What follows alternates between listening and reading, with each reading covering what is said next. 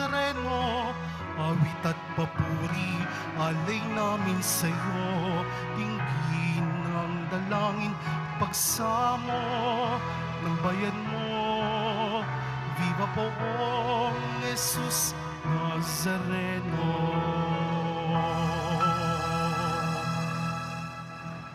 Sa ngalan ng Ama at ng Anak at ng Espiritu Santo. Amen. Ang pagpapala at kapayapaan mula sa Diyos na Ama natin at sa Panginoong Hesukristo naway sumainyo. At sumaiyo rin. Ngayon po ay ginugunita natin ang kapistahan ni Santa Marta, Maria at San Lazaro. Mga kapatid, tinipon tayo bilang angkan ng Diyos, kaya dumulog tayo sa maawaing Panginoong nagpapatawad ng lubos. Sinugong tagapagpagaling sa mga nagsisisi, Panginoon, kaawaan mo kami. Panginoon, kaawaan mo kami. Dumating na tagapag-anyayang mga makasalanan ay magsisi, Kristo, kaawaan mo kami. Kristo, kaawaan mo kami. Nakaluklok ka sa kanan ng Diyos Ama para ipamagitan kami. Panginoon, kaawaan mo kami. Panginoon, kaawaan mo kami. Kaawaan tayo ng makapangyarihang Diyos, patawarin tayo sa ating mga kasalanan at patnubayan tayo sa buhay na walang hanggan. Amen. Manalangin tayo. Ama naming makapangyarihan, binuhay ng iyong anak si Lazaro mula sa kamatayan at buong lugod siyang tinanggap ni Marta sa kanyang tahanan. Ipagkaloob mong sa tapat naming paglilingkod sa aming kapwa, mapagnilayan namin tulad ni Maria ang iyong salita at makamit ang iyong gantimpala sa pamamagitan ni Jesucristo kasama ng Espiritu Santo magpasawalang hanggan. Amen. Magsiupo muna ang lahat. Pagbasa mula sa aklat ni Propeta Jeremias. Nang pasimula ng paghahari sa Huda ni Joaquim na anak ni Josias, tumanggap si Jeremias ng pahayag mula sa Panginoon. Tumayo ka sa bulwagan ng templo at magsalita ka sa mga naninirahan sa lahat ng lungsod sa Huda na naparoon upang sumamba. Huwag kang maglilihim ng anuman. Baka sakaling sila'y makinig at tumalikod sa kanilang masamang pamumuhay. Kung magkagayon, pahihinuhod ako at hindi ko na itutuloy ang parusang inihahanda ko sa kanila dahil sa masamang ginagawa nila. Sasabihin mo sa kanila, sinasabi ng Panginoon, kung hindi kayo makikinig sa akin, at kung hindi ninyo susundin ang mga utos ko sa inyo, at di ninyo pakikinggan ang sinasabi ng propetang sinugo ko sa inyo, ang templong ito'y itutulad ko sa silo, at gagamitin ng mga bansa ang pangalan ng lungsod na ito sa panunungayaw. Ang pahayag na ito ni Jeremias ay napakinggan ng mga saserdote, mga propeta, at ng lahat ng taong nasa templo ng Panginoon. Pagkatapos niyang magsalita, si Jeremias ay dinakip nila. Dapat kang mamatay. Bakit nagpahayag ka sa pangalan ng Panginoon na matutulad sa silo ang templong ito? Mawawasak ang lungsod at walang matitirang sinuman. At siya'y pinaligiran ng mga tao. Ang salita ng Diyos. Salamat sa Diyos. Panginoon, iyong dinggin, akong iyong ginigiliw. Panginoon, iyong dinggin, akong iyong ginigiliw. Ang nangamumuhi ng walang dahilan, higit na marami sa buhok kong taglay. Daming sinungaling na nagpaparatang, ang hangad sa akin, ako ay mapatay. Ang pag-aari kong di naman ninakaw, nais nilang kunit, dapat daw ibigay. Panginoon, iyong dinggin, akong iyong ginigiliw. Dahilan sa iyo, ako'y inaglahi, napahiyang lubos sa pagkaunsyami. Sa mga kapatid, parang ako'y iba. Kasambahay ko na'y di ako kilala. Ang pagmamahal ko sa templo mong, sa banal mong templo, matinding matindi sa kalooban ko. Sa akin bumagsak, paghamak sa iyo. Panginoon, iyong dinggin, akong iyong ginigiliw. At sa ganang akin, ako'y dadalangin sa iyo. O Poon, sana'y iyong dinggin sa mga panahon na iyong ibigin. Dahil sa dakilang pag-ibig sa akin, ang iyong pangakong pagtubos ay sundin. Panginoon, iyong dinggin, akong iyong ginigiliw. Magsitayo po ang lahat.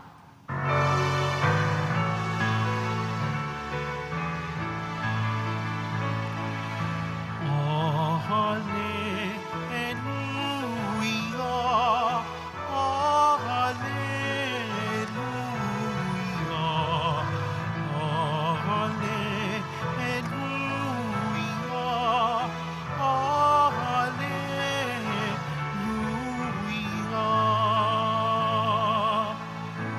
Balita sa inyo ngayon, salita ng Panginoon,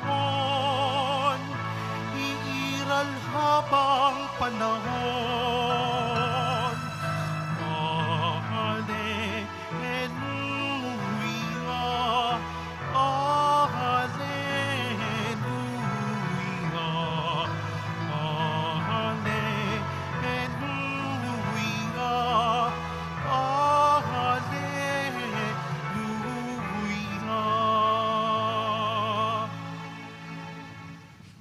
Sumainyo ang Panginoon. At sumaiyo rin. Ang mabuting balita ng Panginoon ayon kay San Juan. Papuri sa iyo, Panginoon.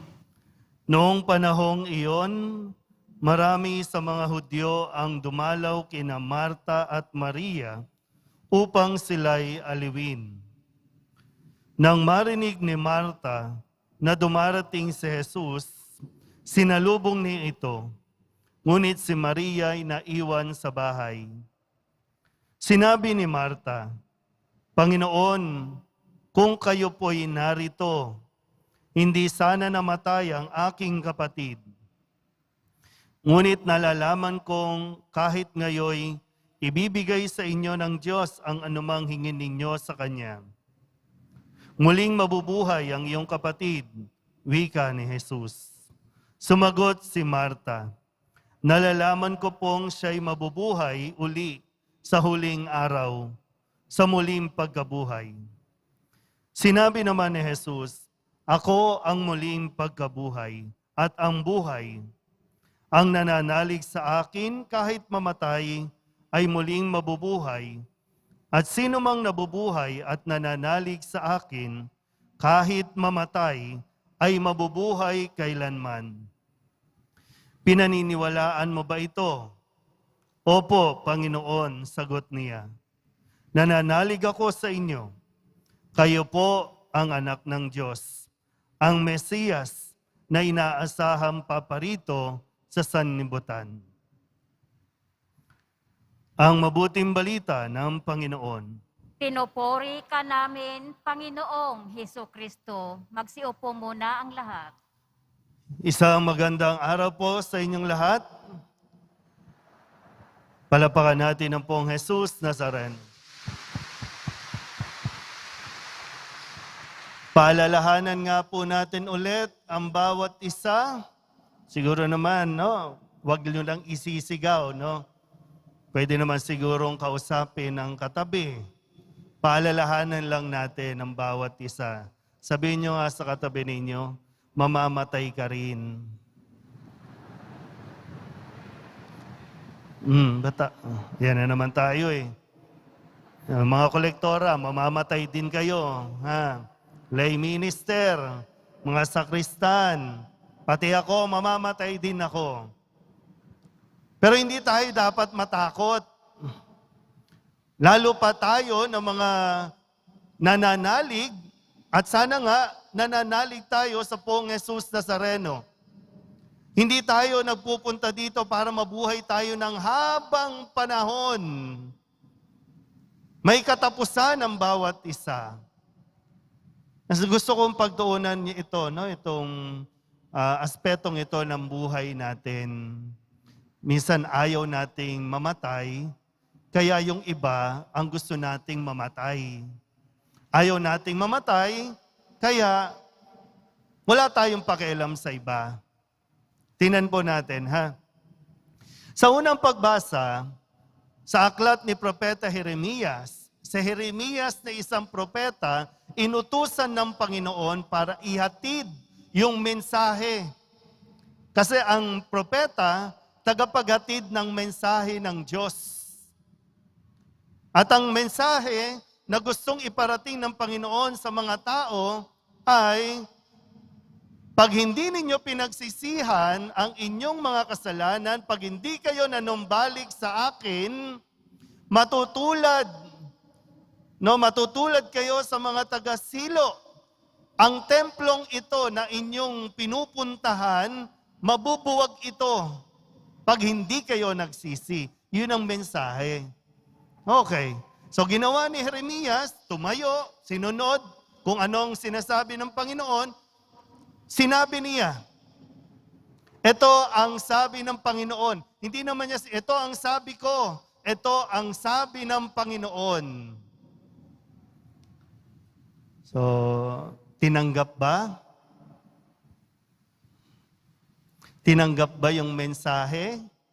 Kasi kung tatanggapin yung mensahe, ibig sabihin, kailangan baguhin yung lifestyle. Baguhin ang kanilang ginagawa. Ayaw. Kaya, imbis na tanggapin, no, hindi na nga tinanggap yung mensahe, ano ang binalak? Patayin ang mensahero. Ayaw ng message, patayin ang messenger.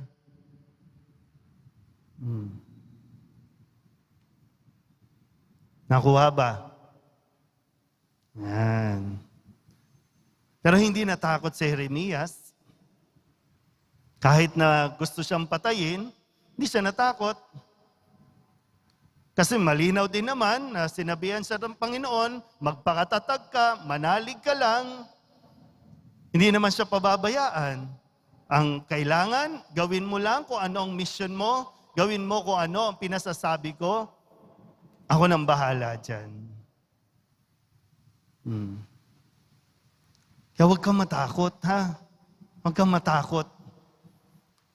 Magsabi ng katotohanan, huwag kang minsan ako po, no, pag nakatayo dito, pag nagsasalita, may masabi nga lang ako tungkol sa pagnanakaw. Marami nang nagpapantig ang tenga. Na parang gustong piliin lang kung ano ang sasabihin, piliin mo lang kung ano ang gusto naming marinig.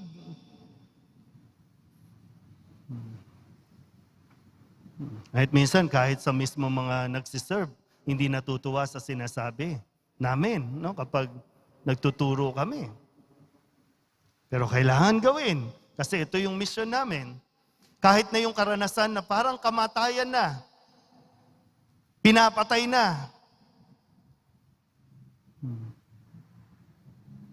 Okay na tayo sa unang pagbasa? Okay. Punta tayo sa Ebanghelyo. May namatay. Namatay si Lazarus, kapatid ni Marta at ni Maria. Itinuturing ng mga kaibigan, close friends ni Jesus. Ng poong Nazareno. Pero namatay pa rin. Nagbago ba yung dalawa? Ina-analyze ko po yung sinabi ni Marta, Panginoon, kung nandito lamang sana kayo, hindi sana namatay ang aking kapatid, ang aming kapatid. Kaibigan niya ni Jesus, kaibigan niyan. Nang pumasok ang COVID, marami sa inyo, mga deboto,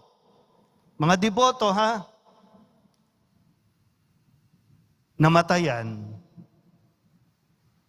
Baka nga ito yung pagkakataon na, kasi baka lang po, hindi mo pa matanggap kasi bakit ganon? Nagdidibusyon naman kami, hindi lang magkakapatid, pamilya na kami na nagdidibusyon sa iyo. Bakit siya namatay?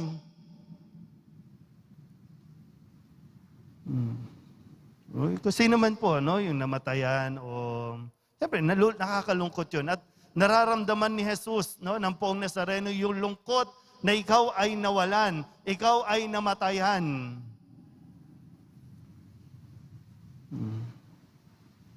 Pero ang paalala din, kung talagang nananalig ka sa poong Nazareno,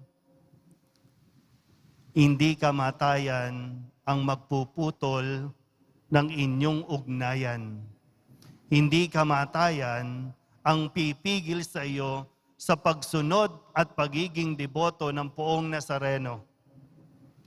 Dahil naniniwala tayo sa kanyang mensahe, pareho ang mensahe at ang mensahero ang nagpapahayag, may buhay pagkatapos ng buhay dito. Kamatayan lang yan, pero may buhay pa pagkatapos at bubuhayin tayong lahat ng poong Jesus Nazareno. Paano ka bubuhayin kung hindi mo nararanasan ang kamatayan? Minsan po, may namatay, pero sa'yo, may namatay din. Ganun yung karanasan natin, Kapag namatay ang magulang mo, namatayan ka ng anak, bahagi mo, namamatay din o namatay din. Karanasan din ang kamatayan sa panahon ng COVID, nawalan ka ng trabaho, na-bankrupt ka, iniwanan ka. Kamatayan yan. Death experience yan para sa iyo. Pero huwag kang titigil na dahil lang dyan, yung mensahe ni Kristo ng poong Nazareno, naniniwala ka ba na muli kang mabubuhay? Nananalig ka ba? Ito yung mensahe niya. At mismong ito yung nagsasalita. Nananalig ka ba? Huwag na magtampo, ha? Huwag na magtampo. Pag tinanong naman kita ngayon, gusto mo na bang mamatay? Ayaw mo naman. Pero naranasan mo na eh. Sabi ng poong Nazareno, di ba? Ako ang buhay, ang muling pagkabuhay. Kung lalayo ka, kung aalis ka dahil lamang sa kalungkutan na iyong naranasan, lalo ka mawawalan ng buhay. Sabihin nyo nga sa katabi ninyo ulit, mabuhay ka na.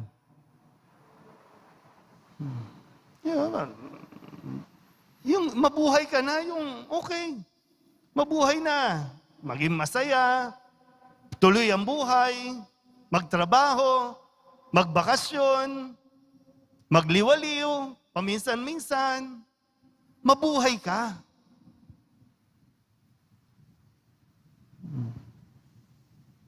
Kasi malay. Buhay tayo, pero kumakaas na tayo para tayong patay. Habang may buhay, may pag-asa. At ang paghuhugutan natin yan, pananalig sa poong Jesus Nazareno. Kahit sino pa, no? Ang nawala sa atin, isang araw, magkikita-kita tayo ulit. Pangako yan ng poong Jesus Nazareno. Mismong si Kristo nga, di ba? Namatay. Mismong si Kristo, Diyos na, namatay. Pero muling nabuhay. At yun yung atin din. Mamamatay tayo, pero ang pangako ni Kristo, ang lahat ng nananalig sa Kanya, muli ring bubuhayin. Sabihin nyo nga ulit sa katabi ninyo, mabuhay ka na, ha? Kasi baka lang po, no? May mga dapat tayong gawin, hindi na natin nagagawa, hindi pa natin nagagawa dahil nga andun tayo sa kamatayan, yung karanasan ng kamatayan pa rin. Andun pa rin tayo eh. At ito ngayon, ngayong araw na ito, itong mensahe sa iyo ng Diyos, mensahe ng poong Jesus Nazareno. Patuloy kang manalig para ikaw ay patuloy na mabuhay. Amen? Yun na po ang lahat. Sa kapisang ito ni na Santa Marta, Santa Maria at San Lazaro, alalahanin natin ang mga taong naglilingkod sa atin araw-araw at ilingin natin sa Diyos na ipagkaloob sa kanila ang mga pagpapala at biyayang nais nilang makamit. Ang ating pong itutugon, tagapagbigay ng mga kakayahan at gawain ng paglilingkod, basbasan mo ang aming mga gawa. Tagapagbigay ng mga kakayahan at gawain ng paglilingkod, basbasan mo ang aming mga gawa. Ang mga naglilingkod sa simbahan, naway tunay na maging halimbawa sa kanilang pananalangin at paggawa. Manalangin tayo. Tagapagbigay ng mga kakayahan at gawain ng paglilingkod, basbasan mo ang aming mga gawa. Ang mga nanunungkulan sa bayan, naway tumupad sa kanilang mga tungkulin sa diwa ng pag-ibig at paglilingkod. Manalangin tayo. Tagapagbigay ng mga kakayahan at gawain ng paglilingkod, basbasan mo ang aming mga gawa. Tulad ni na Santa Marta, Santa Maria at San Lazaro, tayo naway magpusa at maging bukas palad sa pagbibigay ng kagalakan at ginhawa sa mga ipinagkatiwala sa ating pangangalaga. Manalangin tayo. Tagapagbigay ng mga kakayahan at gawain ng paglilingkod, basbasan mo ang aming mga gawa. Ang mga may sakit at matatanda, naway makaranas ng pangangalaga at pagtataguyod ng kanilang mga pamilya at mga kaibigan. Manalangin tayo.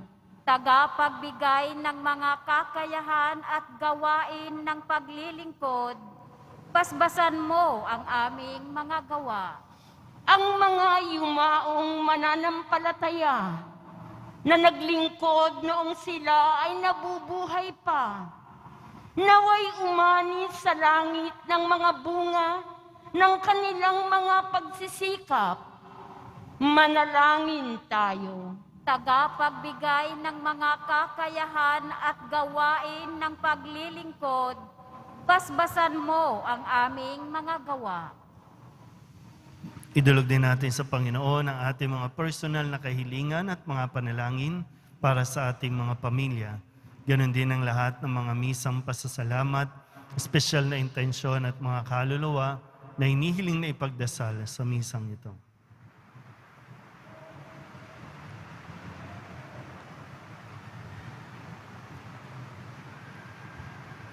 Ang lahat ng ito inihiling namin sa ngalan ni Kristo, ang aming Panginoon. Amen. Magsiupo muna ang lahat.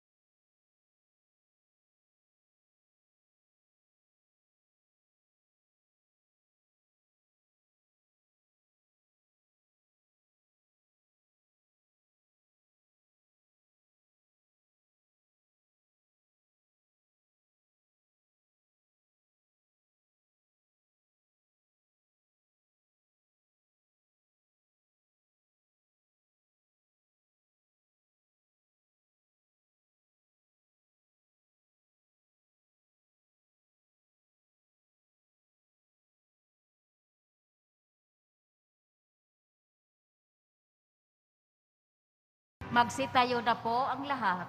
Manalangin kayo mga kapatid upang paghahain natin ay kalugdan ng Diyos Amang makapangyarihan. Tanggapin nawa ng Panginoon itong paghahain sa iyong mga kamay, sa kapurihan niya at karangalan, sa ating kapakinabangan at sa buong sambayanan niyang banal. Ama naming lumikha, ipagkaloob mo ang aming mapagkumbabang paglilingkod ay kalugdan mo sa ikararangal ng mga banal mong ikinalulugod at sa ikadadalisay ng aming katauhan at loob sa pamamagitan ni Jesucristo kasama ng Espiritu Santo magpasawalang hanggan. Amen. Sumainyo ang Panginoon. At sumaiyo rin. Itaas sa Diyos ang inyong puso at diwa. Itinaas na namin sa Panginoon. Pasalamatan natin ang Panginoong ating Diyos. Marapat na siya ay pasalamatan. Ama naming makapangyarihan, tunay ngang marapat na ikaw ay aming pasalamatan. Ang pagpaparangal sa iyong kabutihay, lagi mong pinaalingaw-ngaw sa iyong sambayanan.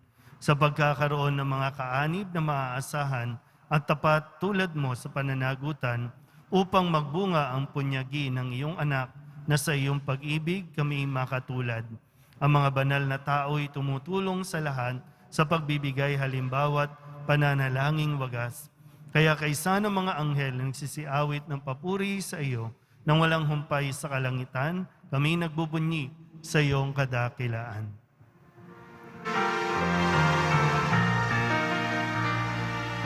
Santo, Santo, Santo, Panginoong Diyos ng mga hukbo, napupuno ang langit at lupa ng kadakilaan mo.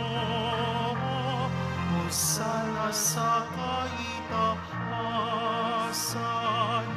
pinagpalang naparirito sa ngalan ng Panginoon. Hosana sa kaitaasan.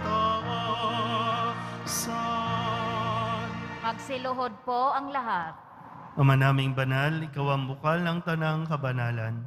Kaya't sa pamamagitan ng iyong Espiritu, gawin mong banal ang mga kaloob na ito upang para sa aming maging katawan at dugo ng aming Panginoong Hesukristo.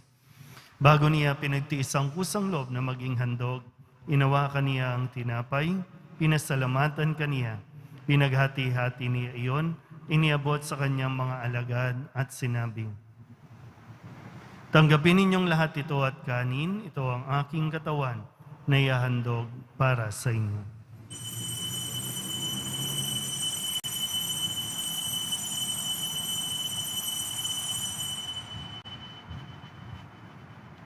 Kaya hindi naman nang matapos ang hapunan, hinawakan niya ang kalis, muli kaniyang pinasalamatan. Iniabot niya ang kalis sa kanyang mga alagad at sinabi, "Tanggapin ninyong lahat ito at inumin. Ito ang kalis ng aking dugo, ng bago at walang hanggang tipan.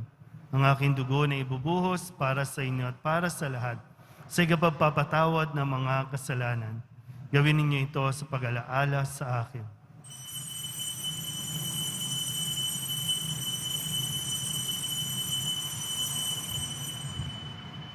Magsitayo po ang lahat. Ipagbunyi natin ang misteryo ng pananampalataya. Si Kristo'y namatay, si Kristo'y nabuhay, si Kristo'y babalik sa wakas ng panahon. Ama, ginagawa namin ngayon ang pag-alaala sa pagkamatay at muling pagkabuhay ng iyong anak. Kaya tiniaalay namin sa iyo ang tinapay na nagbibigay buhay at ang kalis na nagkakaloob ng kaligtasan. Kami nagpapasalamat dahil kami iyong minarapat na tumayo sa harap mo para maglingkod sa iyo. Isinasamo namin kami magsasalo-salo sa katawan at dugo ni Kristo ay mabuklod sa pagkakaisa sa pamamagitan ng Espiritu Santo. Amalingapin mo ang iyong simbahang laganap sa buong daigdig. Puspusin mo kami sa pag-ibig kay San Francisco na aming Papa at ni Jose na aming Obispo at ng Tanang Kaparian. Alalahanin mo rin ang mga kapatid naming nahimlay na may pag-asang sila'y muling mabubuhay, gayon din ang lahat ng mga pumanaw. Kawaan mo sila at patuloyin sa iyong kaliwanagan. Kawaan mo at pagindapating kaming lahat na makasalo sa iyong buhay na walang wakas. Kaysa ng mahal na Birhen Maria na Ina ng Diyos, ng kabiyak ng puso niyang San Jose, kaysa ng mga apostol at ng lahat ng mga banal na namuhay dito sa daigdig na kalugod-lugod sa iyo, may pagdiwang nawa namin ang papupuri sa ikararangal mo sa pamamagitan ng iyong anak na aming Panginoong Hesukristo. Sa pamamagitan ni Kristo, kasama niya at sa Kanya, ang lahat ng parangal at papuri ay sa iyo, Diyos Ama, makapangyarihan, kasama ng Espiritu Santo, magpasawalang hanggan.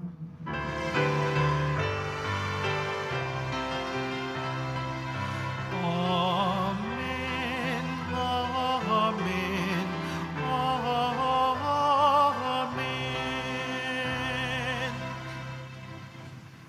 Buong kababaang loob tayong tumawag sa ating Panginoon ng Ama namin. Ama namin, Sumasalangit ka, sambahin ang ngalan mo. Mapasa amin ang kaharian mo, sundin ang loob mo dito sa lupa para nang sa langit. Bigyan mo kami ngayon ng aming kakanin sa araw-araw at patawarin mo kami sa aming mga sala para nang pagpapatawad namin sa nagkakasala sa amin.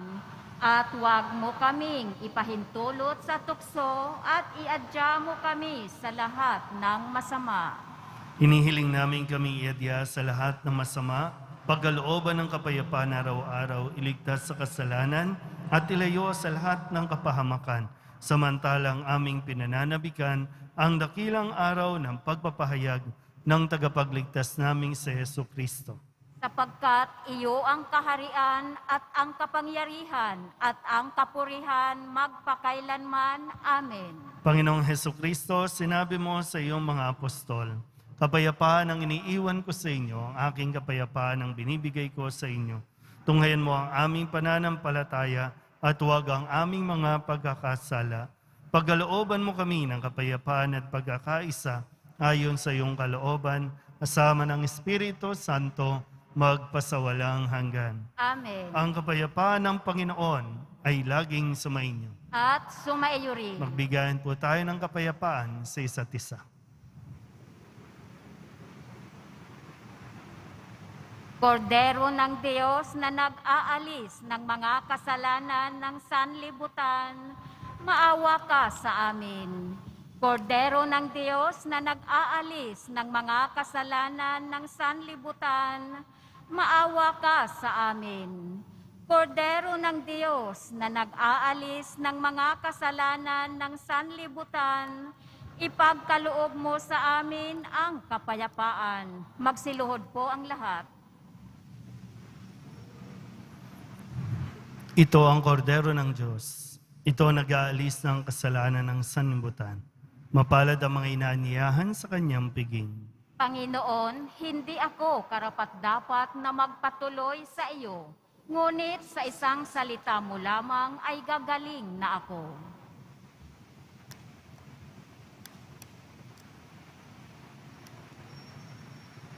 Katawan ni Kristo, Amen.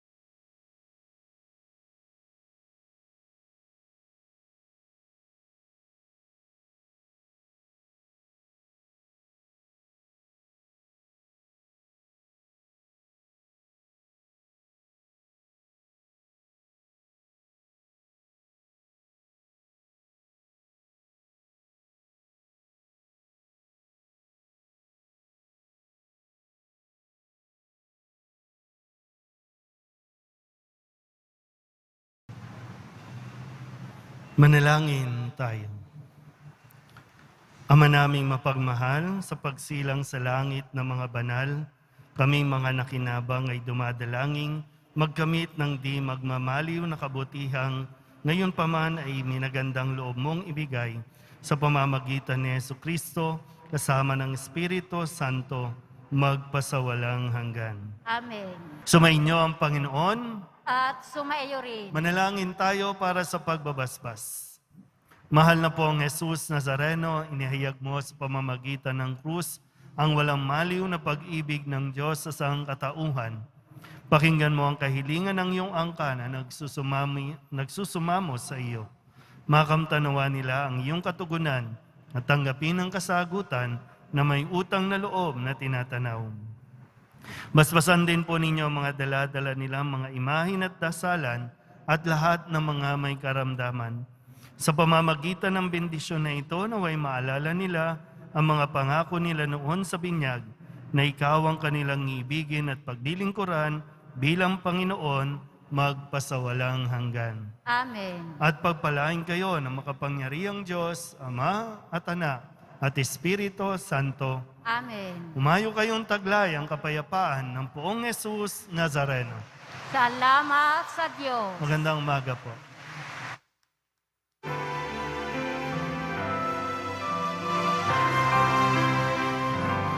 Nuestro Padre Jesus Nazareno, sinasamba ka namin.